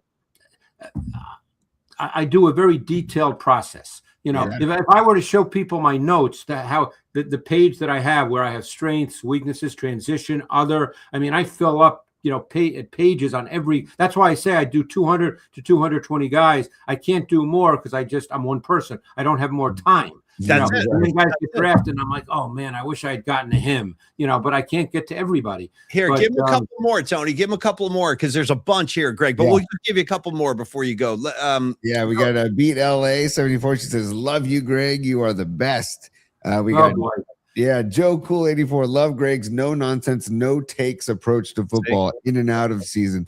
plus great musical taste. Thanks for coming on, Greg. Is what Joe Cool 84 I appreciate it. I mean, I just and you guys obviously, well, Paulie Mac, we go back a long way now. We do. But We do. You guys, you know how passionate I am about it. I just, unfortunately, sometimes I feel like, and it doesn't make me any smarter than anybody else, but sometimes I think I just wish people would think more about before they talk. Wouldn't that be nice? Yeah, wouldn't that be nice, Greg? I'm sure I say stupid stuff too. I mean, no one's immune from saying stupid stuff. Yeah, and that's part of the fun, That's fun. And we all do. And one more to Greg. It's Linda Ronstadt, Patty from Napa's saying Linda Ronstadt. God, and see, I've read all about her and the Eagles and how they, with Henley and Fry were, part of her backup band initially, and that's when everybody was in Laurel Canyon and going to.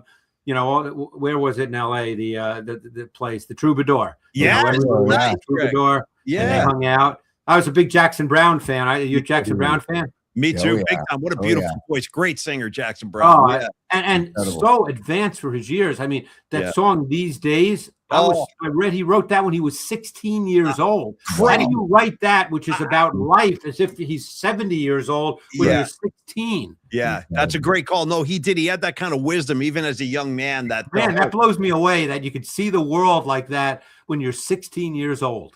Greg, I got to tell you, man, it is always a pleasure to touch base with you, brother. And thank you for the time. I know you're busy, so we appreciate it. And we'll catch up with you down the road a ways. But thanks so much for the time today. Hey, believe me, I could talk to you guys all day. I love talking football and the music because I know Paulie Mac, that you love it. You're a music guy. Oh, hell yeah. I got my Aerosmith record right behind me. Right there. Which one is that? That's their first record with Dream On, 1973. Yeah. Was that their first one? Yeah.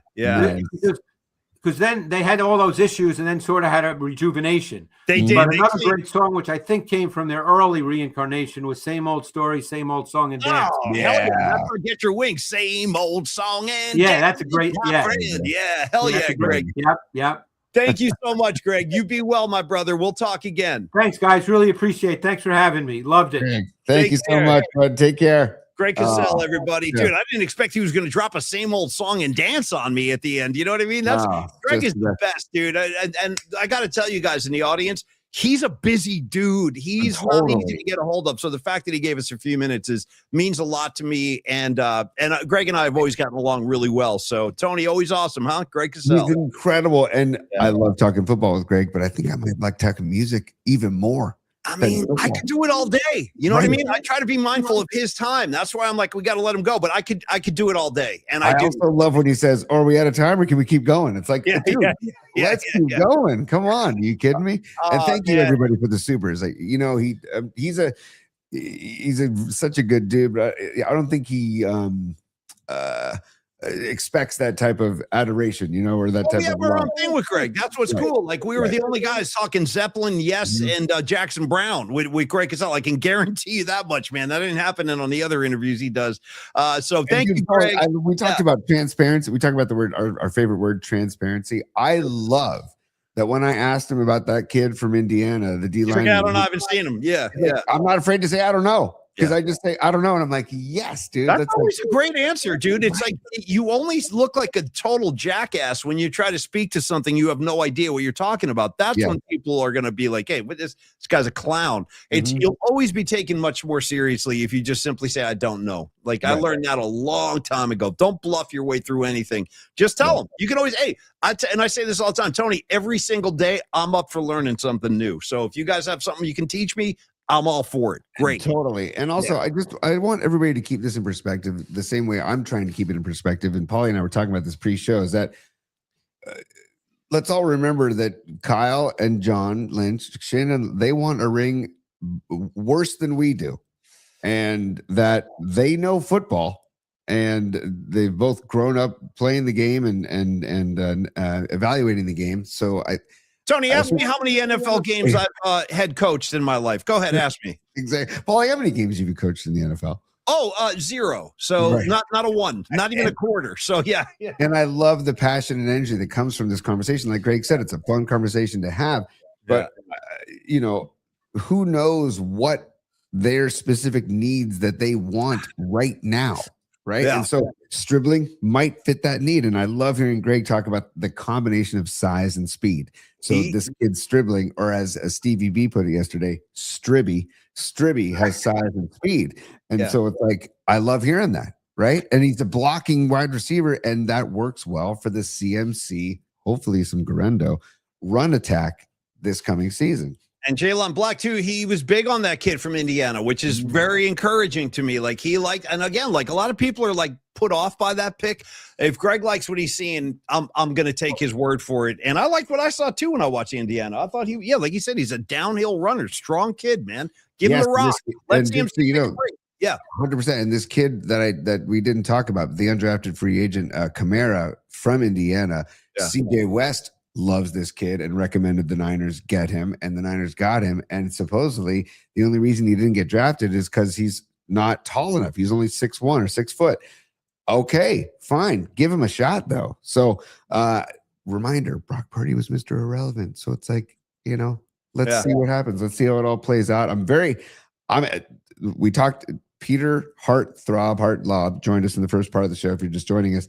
And we talked about the chapel, right? The venue, the chapel in the Mission District in San Francisco. Well, we go to the church, or I go to the church. I've said this for years, the Church of Greg Cosell. I am a Cosell head. When he started coming on with you guys and coming on KBR back in the day, I'm like, this guy, I used to do my fantasy football lineups based on stuff he would say, or I would bet on certain games based on stuff he would say. Well, it's a really smart move the day the real thinkers over at the station decided to let him go. We don't want Cosell anymore. Let's just cut him loose. Let's make sure the competition has a contract with him. But we don't want him anymore, Tony. Why?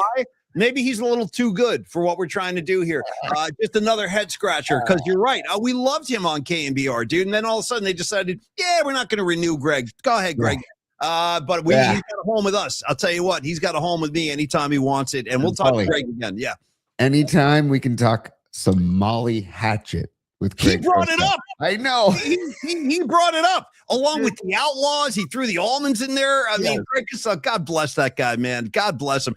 The only guy we didn't talk to Greg Cosell about was Carlos De La Fuente, but no problem. No problem. We're going to do that right now. We should send Greg film of Carlos and be like, hey, Greg, here's a hit Carlos did with us. Break down this film. And we could have him analyze Carlos as a broadcaster.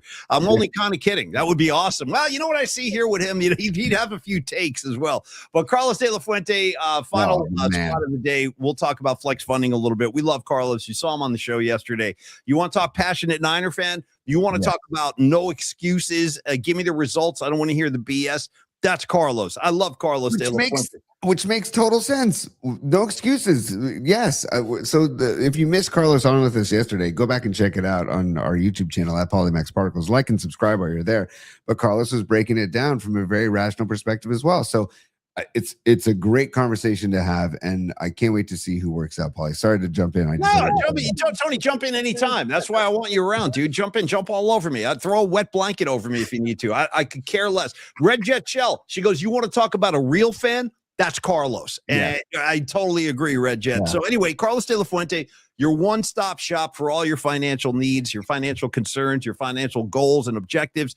Carlos is here to help all of us. He's private money loans. He can do that. And I think that's a big part of why people are reaching out to Carlos right now. We've talked about this crazy 2026 year.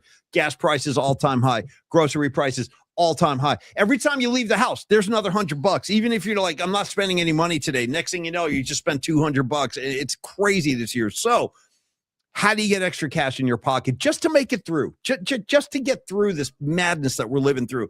You talk to Carlos and say, Carlos, I heard Paulie Mack talking about these private money loans you do. Tell me about my options here. And he will. There are a variety of loan programs Carlos can turn you on to, find the right one for you. And then, bam, you've got some money in your pocket. He's also a mortgage broker. So if you want to talk about drawing money from your own mortgage, he can do that. That's actually a great solution for a lot of people. A HELOC loan, a home equity line of credit where you kind of draw some cash from your own mortgage, and he can work on that with you too. Other thing about Carlos is results. You ask around if you're new to the show, you ask some of the people in the PNP community like Corinne or Jeff Faust who have already worked with Carlos. They have nothing but incredibly positive things to say about the experience. In fact, then there's this other element of Carlos too, where he's going to work with you and for you. And then like, it just like a byproduct of that is you can't help but become friends with this guy. Like Jeff Faust just had him up to go fishing. Yep. Carlos was in the Bay Area a couple of weeks ago. He had lunch with Corinne. Like he's about relationships. He really cares. And that's like that. You can't even put a price on that, but he's bringing the 26 years of experience to the table. San Francisco native, loves the Bay Area, wants to see us in the PMP family. Regs, Los D rules. He does. Regs, flat out. Actually, we should print some shirts that just say that. Los D rules or trust Los. I need one. And then you can trust Los to this too. Last thing I'll say, when you do business and work with Carlos, you're never going to get these fees. That's the thing I hate. Like I just bought Springsteen tickets and like, whatever the ticket costs, what the ticket costs, I get the bill and I'm like, wait, whoa, what's with this? Like, what's with this $200 per ticket? I have nothing to do with this.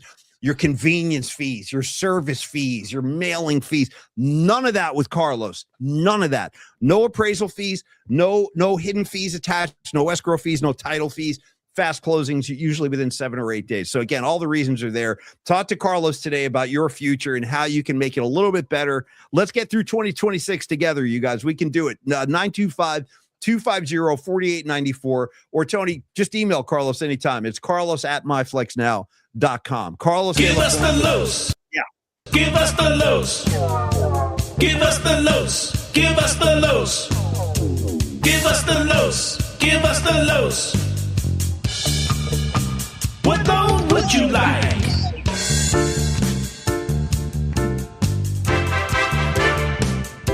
Tony, I got a new dance step. Yeah. Give us the loose.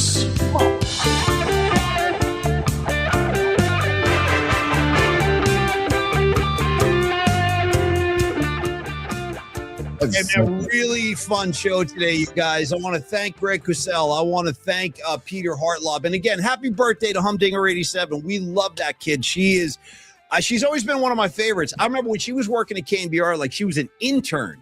And I remember I walked into the PD's office. I'm like, you got to hire this girl. This is one of the good ones right here. And they did. So that was a smart move they made. And anyway, you have a nice birthday, Leah. We love you. Hum Daddies, Dami Peralta. There's Noemi right there. Red Jet Shell, Miguel, Rags, Big Al, Losty. Thank you guys for supporting the show today. Tony and I are off to the next thing. We got a big meeting coming up in a couple of minutes. We got to go tackle that bad boy. We are back tomorrow night for a night flight, and we're looking forward to Escobar Cheeks on Friday as our musical guest, our musical assignment sponsor. That's going to be awesome. And then, Tony, final words, and we'll wrap it up, brother. Go ahead. We're looking forward to Giants baseball. Malley on the mound today in Philly, coming off a 7-inning outing, beating the Dodgers. So he was good. Yeah, he pitched really well in that game. Yeah. Dude, Roop, there it is, and Malley, like, let's go. And then if we can get Robbie Ray and Webb, like Robbie Ray's been pitching well. We need to get Webb dialed in. And we love Logan Webb, and he will be there. He will come around. I have the absolute ultimate faith in Logan Webb.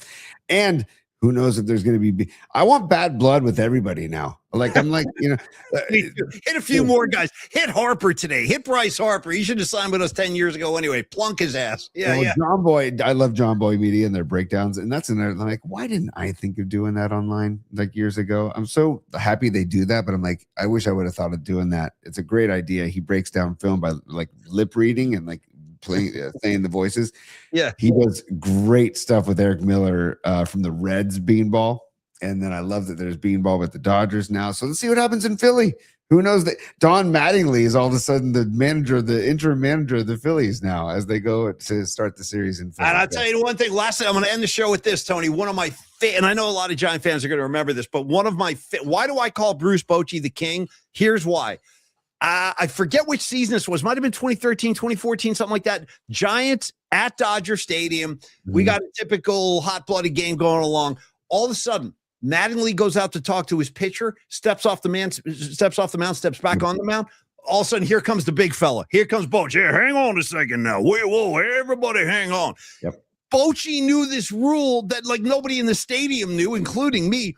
if you're a manager, you go out for a mound visit, you can't step off the mound and step back on. Mattingly did it, and Bochy won that. It was like an incredible managerial. It was considered a second visit, and I had to take him out of the game. It was brilliant. That's what I'm talking about. So that's the guy managing the Phillies today. Hopefully, maybe, you know what I mean? We can take a page out of the Bochy handbook, because Mattingly apparently doesn't know all the rules. Sorry, Bonnie. I know you're a Yankee fan, and I like Mattingly. I do. I like the guy. But Boch took his ass to school, man. That was such a great Bruce Bochy moment, wasn't it? And now we have Bochy back in the orange and black, Paulie. If you need a beer, grab a beer. Right? We got Bochy, we got Dusty, we got Ron Washington and Buster Posey. Like Vitello's in good hands, and I love the vibe that Vitello is setting. The small ball is there, and the piss and vinegar, and like they're playing with the chip on their shoulder, and I'm here for it. I dig. All right.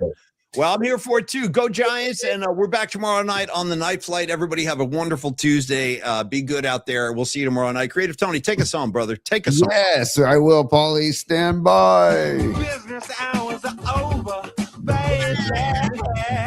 It's business time.